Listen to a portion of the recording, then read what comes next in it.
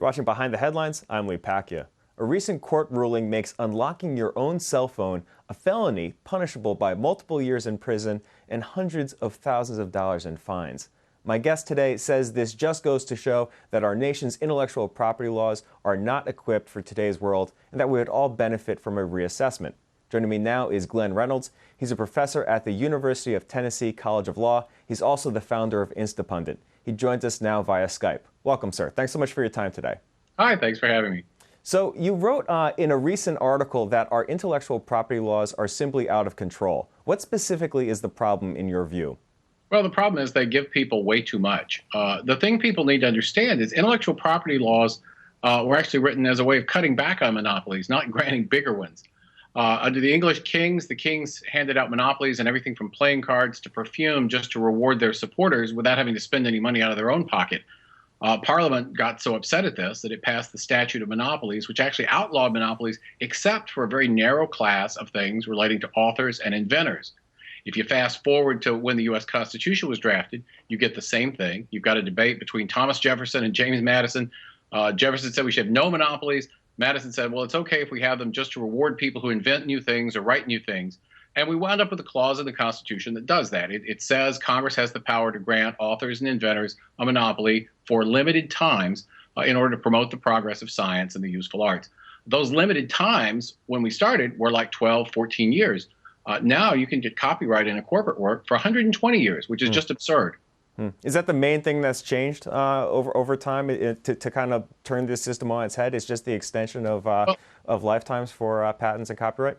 No, I mean, that's one of the two big problems. You've got a great extension in terms, and then the other side of it is that under what was passed back in the 90s, the so-called Digital Millennium Copyright Act, Congress also banned technology that can be used to circumvent copy protection. So that's where the things like unlocking your cell phone come in.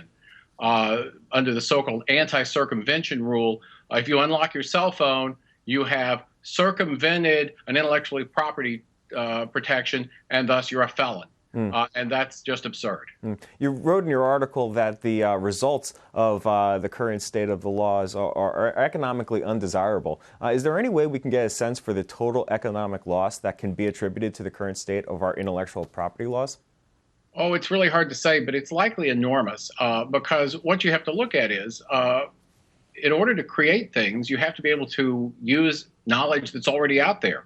When Walt Disney was making Steamboat Willie, and for that matter, Snow White, he was using ideas of other people's that he didn't have to pay a royalty on.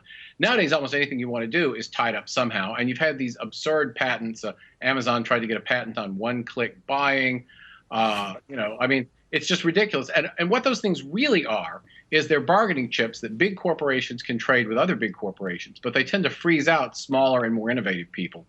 There's just a thicket of intellectual property problems that people have to get through to bring new products to market now, and that's very destructive. You also pointed out that there's so much value tied up in the software of today's manufactured goods, software in cars or planes, for example, and that the current IP laws really aren't suited for this. Is there any simple fix out there? Well, I mean, I think one thing I would like to see is actually a rule that essentially takes sort of the first sale doctrine and applies it to software that's embodied in devices. So that says if I buy a car, if I buy a cell phone, it belongs to me, and I can do anything I want to with it without being subjected to DMCA penalties or anything like that. Because you've got a problem now where shops that don't have permission from manufacturers can't work on cars because they're not allowed to use the codes that the engine computers use because those are protected under copyright. And it's just absurd. Judge Richard Posner had a really interesting quote on this topic. He said to the effect that it's not really clear to him that we need patents in most industries. Is there a viable solution somewhere in his statement, carving out patent-free zones in the economy? Well, I don't know. I think that's a fairly contested view. But in fact, if you look at how big companies work, they do a lot of cross-licensing and such, so that the actual patent law probably doesn't do a lot of work there. What I would say is that we need to remember that the whole structure of patent and copyright law is essentially a bargain. And the bargain is supposed to be, we give you a short-term monopoly in exchange for you coming up with something really new and interesting. Now what we've got is companies are getting a much longer monopoly, and they're often getting it for things that really aren't any kind of an invention or creation at all, really. The only creativity involved is in the lawyering.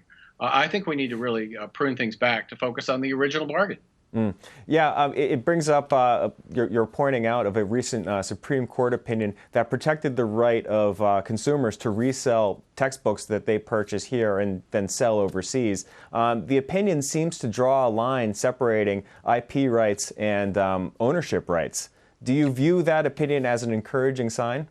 Yeah, that's a pretty good sign. It has to do with something in copyright called the first sale doctrine, and that says that even though the owner has copyright over a book, once I buy the book, I can sell it to anybody I want. And some of the publishers tried to create sort of a loophole there, where they said, well, if you bought books abroad and then you want to sell them in the United States, that the first sale doctrine doesn't apply to that. So you may own the book, but we still own the right to sell it in the United States. And the court wasn't having any of that. And that was a good sign, but we need to go considerably further. The current situation obviously has a lot of people unhappy with the status quo as it relates to IP law in the United States. You can see that just by looking at Reddit. Does the United States risk its status as the global leader in IP law by continuing down this road, or is there any credible alternative model out there on the world stage? Well, you have a couple of problems. Problem number one is that the way you say you're the leader in IP law is really you're the leader in innovation, and this kind of stuff makes innovation harder, not easier. The other side of it is that when it looks like it's just a rigged game for the benefit of the big guys, which is very much what it is now, it loses moral legitimacy. And there are so many ways for people to avoid copyright if they want to, that if it loses moral legitimacy, it may actually lose most of its power.